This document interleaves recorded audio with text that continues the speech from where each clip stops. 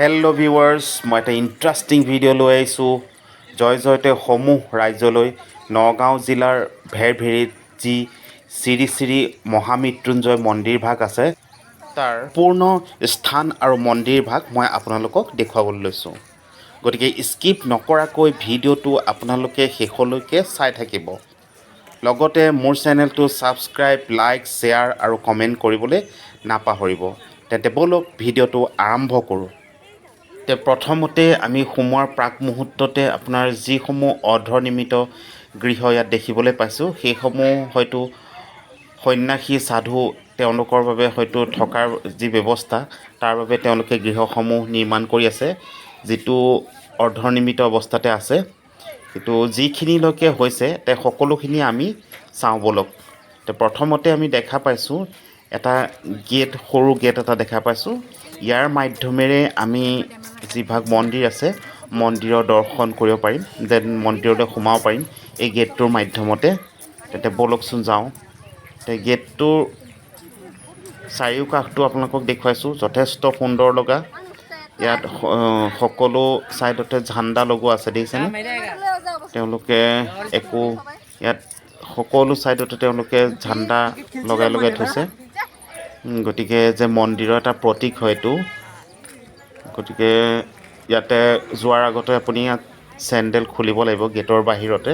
তাৰপিছত সোমাই কিনে আপুনি দেখা পাইছেনে, ইয়াত সৰু সৰুকৈ পাৰ্ক টাইপৰ পুখুৰী নিৰ্মাণ কৰিছে, য'ত পদুম ফুলৰ গছ ৰোপণ কৰিছে তেওঁলোকে। যিহেতু হৈ উঠা নাই, যেতিয়া হ'ব হয়তো অতি সুন্দৰ লগা এক পৰিৱেশ হ'ব ইয়াত। গতিকে দেখিছেনে কি সুন্দৰ লগা, আৰু মানুহৰ যথেষ্ট সমাগম ঘটে, যথেষ্ট ভিৰ লাগে। সদায় ইয়াত মানুহৰ ভিৰ দেখা যায়।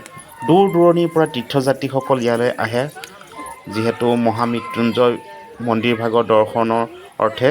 গম পোৱা মতে এইভাগ লিংগই এছিয়া মহাদেশৰ ভিতৰতে বৃহত্তম লিংগ। সেইফালৰ পৰাও ইয়াত মানুহৰ দূৰ দূৰণিৰ পৰা আগমন দেখা যায়। যথেষ্ট সুন্দৰ লগা এক পৰিৱেশ। আগুৱাই যাওঁ ব'লকচোন, আৰুনো কি কি আছে ময়ো চাওঁ, আপোনালোককো দেখুৱাওঁ ব'লক।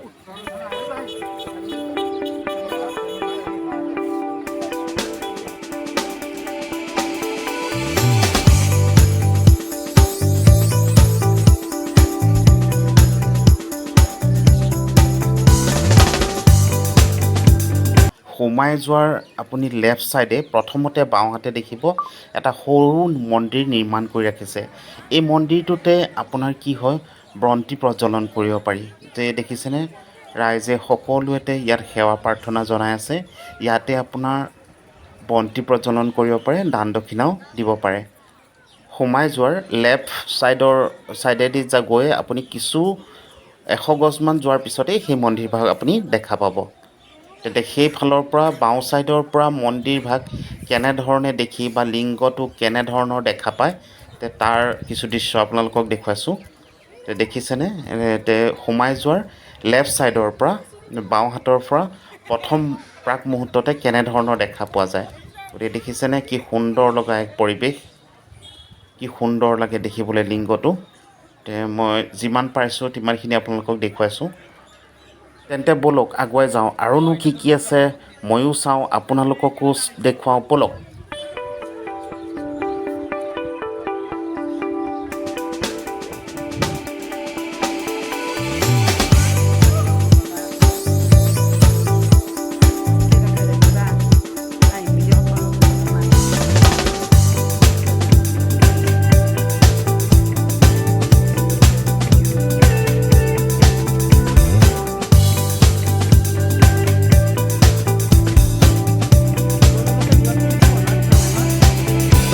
ছাইডৰ পৰা কিছু দূৰ গৈ আৰু এটা মন্দিৰ আমি দেখা পাইছোঁ।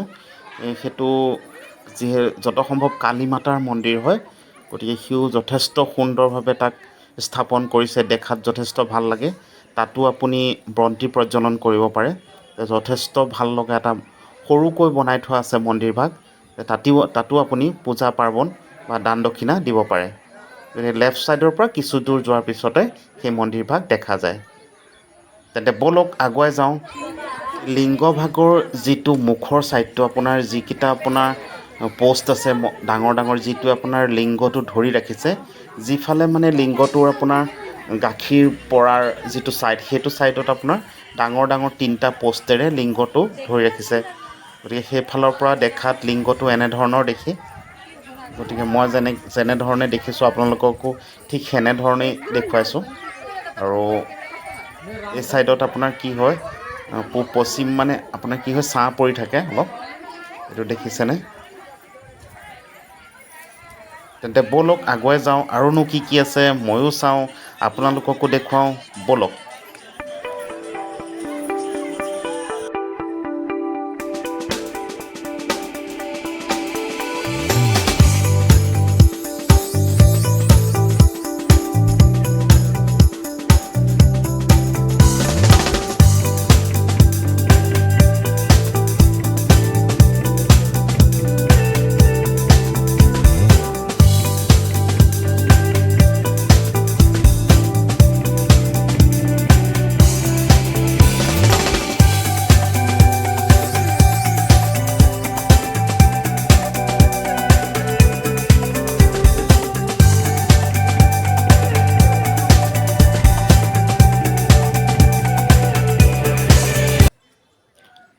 আহি আমি লিংগ ভাগৰ আপোনাৰ যিটো সোঁফাল আছিলে, মানে পূজা কৰাৰ ঠিক অপজিটৰ যিটো ছাইড আছে, সেইটো আপোনালোকক দেখুৱাইছোঁ।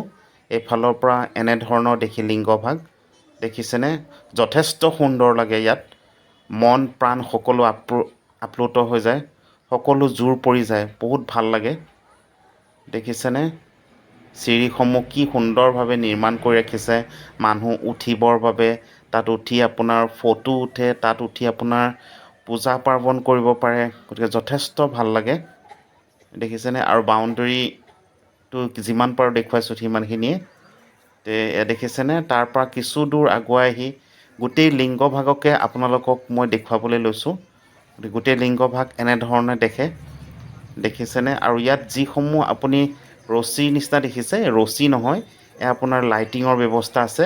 ৰাতি সকলোবিলাক লাইট তেওঁলোকে অন কৰি দিয়ে। গতিকে সেই লাইটিঙৰ যিটো ৰাতিৰ সৌন্দৰ্য, সেইটো যথেষ্ট সুন্দৰ লগা। দেখিছেনে? এতিয়া আমি লিংগ ভাগৰ বেক ছাইডটো দেখিছোঁ।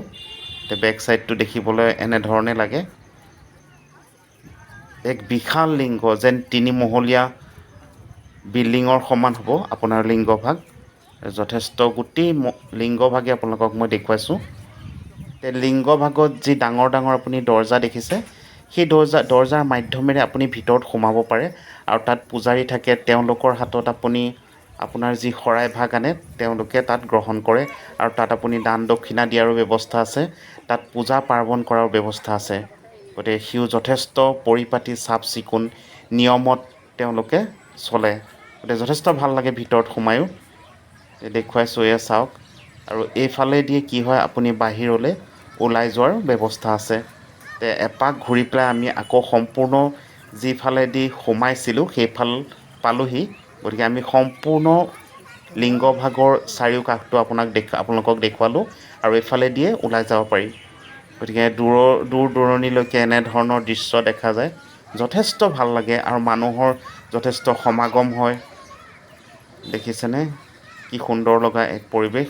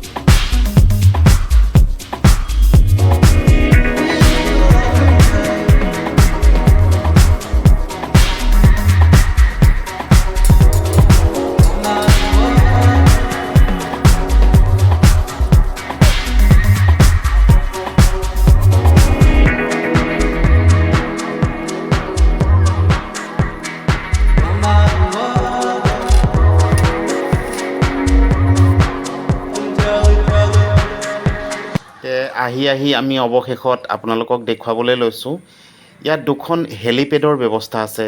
ঠিক সোমাই যোৱাৰ ঠিক অপজিটত আপোনালোকে দেখিব যে ভৰি হাত ধোৱাৰ যিটো আপোনাৰ গৃহ আছে, ভৰি হাত ধোৱাৰ যিটো বাথৰুম আছে, তাৰ কাষদিয়ে এটা ৰাস্তা গৈছে পথাৰৰ ফালে। দেখিব সেই ৰাস্তাৰে গ'লে দেখা পাব তাত দুখনকৈ হেলিপেডৰ ব্যৱস্থা আছে। দূৰণিৰ পৰা যিসকল লোক হেলিকপ্টাৰেৰে ইয়ালৈ আহে তেওঁলোকে সেই হেলিপেডৰ জৰিয়তে তেওঁলোকে ভিতৰলৈ প্ৰৱেশ কৰিব পাৰে। দেখিছেনে?